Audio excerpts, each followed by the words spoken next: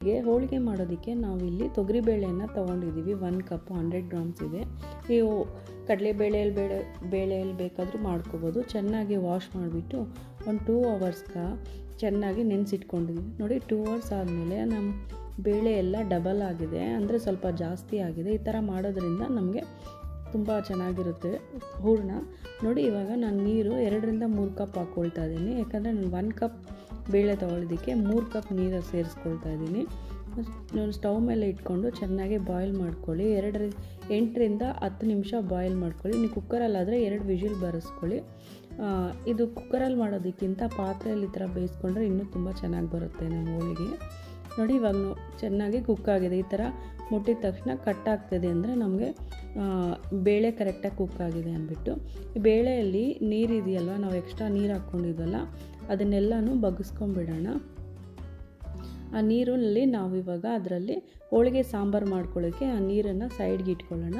ಇವಾಗ ಈ ಬೇಳೆ ಎಲ್ಲನೂ ಇದರಲ್ಲಿ ಫುಲ್ಲು ಒಗ್ಗಿಸ್ಬಿಟ್ಟು ಈ ಬೇಳೆಗೆಯಲ್ಲಿ ನಾವು ಹೂರಣ ಮಾಡ್ಕೊಳ್ಳೋಣ. ಇವಾಗ ನೋಡಿ ನೀರೆಲ್ಲ ತೆಗೆದುಬಿಟ್ವಲ್ಲ.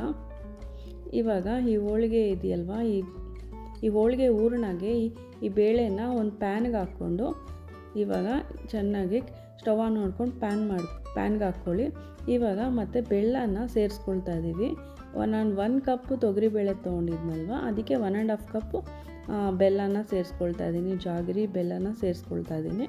ಇನ್ನು ಸ್ವೀಟ್ ನೋಡ್ಕೊಂಡು ಹಾಕ್ಕೊಳ್ಳಿ. ಚೆನ್ನಾಗಿ ಕಲಿಸ್ಕೊಳ್ಳಿ. ಲೋ ಫ್ಲೇಮಲ್ಲಿ ಇಟ್ಕೊಳ್ಳಿ. ತುಂಬ ಹೈ ಫ್ಲೇಮ್ ಇಟ್ಬಿಟ್ರೆ ನೀಟಾಗಿ ಬರೋದಿಲ್ಲ. ಸೊ ಲೋ ಫ್ಲೇಮಲ್ಲಿ ಇಟ್ಕೊಂಡು ಎಲ್ಲ ನೀಟಾಗಿ ಮೀಡಿಯಮ್ ಫ್ಲೇಮಲ್ಲೋ ಲೋ ಫ್ಲೇಮಲ್ಲಿ ಇಟ್ಕೊಂಡು ನೀಟಾಗಿ ಕಲಿಸ್ಕೊಳ್ಳಿ.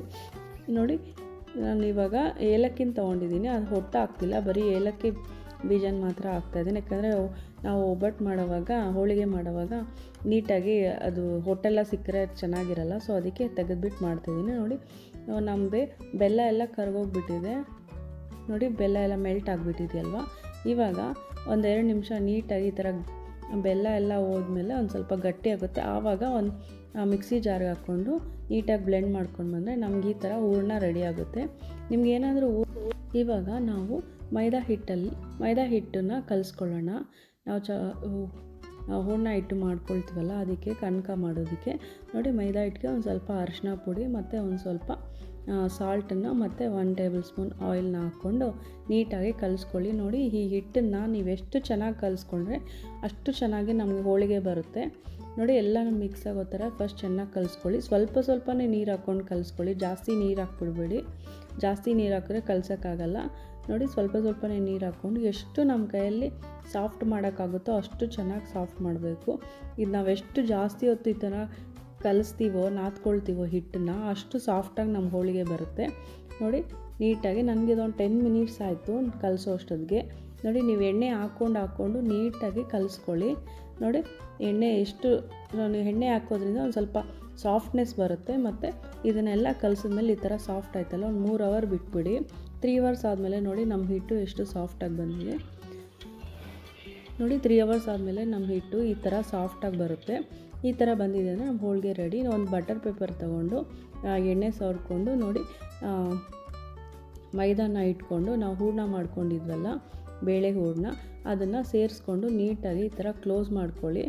ಕ್ಲೋಸ್ ಮಾಡಿಬಿಟ್ಟು ಎಕ್ಸ್ಟ್ರಾ ಹಿಟ್ಟನ್ನು ಇದ್ದರೆ ತೆಗೆದುಬಿಟ್ಟು ಮತ್ತು ಒಂದು ಪೇಪರ್ನ ಇಟ್ಕೊಂಡು ನೋಡಿ ಎಣ್ಣೆ ಹಾಕ್ಕೊಂಡು ನೀಟಾಗಿ ಒಂದು ಪೇಪರ್ ಇಟ್ಕೊಂಡು ನಿಮ್ಗೆ ಈ ಥರ ಈಸಿ ಆಯಿತು ಅಂದರೆ ಈ ಥರ ಮಾಡ್ಕೊಳ್ಳಿ. ಇಲ್ಲ ನಿಮ್ಗೆ ಈ ಥರ ಕಷ್ಟ ಆಗುತ್ತೆ ಅಂದರೆ ನಾವು ಚಪಾತಿ ಲಟ್ಟಿಸ್ಕೊಳ್ತೀವಲ್ಲ ಆ ಥರ ನೀಟಾಗಿ ಒಂದು ಸಾಫ್ಟಾಗಿ ಲಟ್ಟಿಸ್ಕೊಳ್ಳಿ. ಜಾಸ್ತಿ ಪ್ರೆಷರ್ ಕೊಡಬೇಡಿ. ಸೊ ನೀಟಾಗಿ ಸಾಫ್ಟ್ ಆಗಿದ ತಕ್ಷಣ ನೋಡಿ ನಮ್ಮ ಹೋಳಿಗೆ ರೆಡಿ ಆಗೋಯ್ತು. ಬಟರ್ ಪೇಪರಿಂದ ತೆಗೆದುಬಿಟ್ಟು ಬಿಸಿ ಆಗ್ತಾಯಿದೆಯಲ್ಲ ನಮ್ಮ ಹೆಂಚು ತವಾ ರೆಡಿ ಮಾಡಿಕೊಂಡು ಸ್ವಲ್ಪ ಎಣ್ಣೆ ಹಾಕ್ಕೊಂಡು ನಮ್ಮ ಹೋಳಿಗೆನ ಇದಕ್ಕೆ ಹಾಕ್ಕೊಳ್ಳೋಣ. ತವಾ ಮೇಲೆ ಹಾಕ್ಕೊಂಡು ನೀಟಾಗಿ ಮಾಡ್ಕೊಳ್ಳಿ.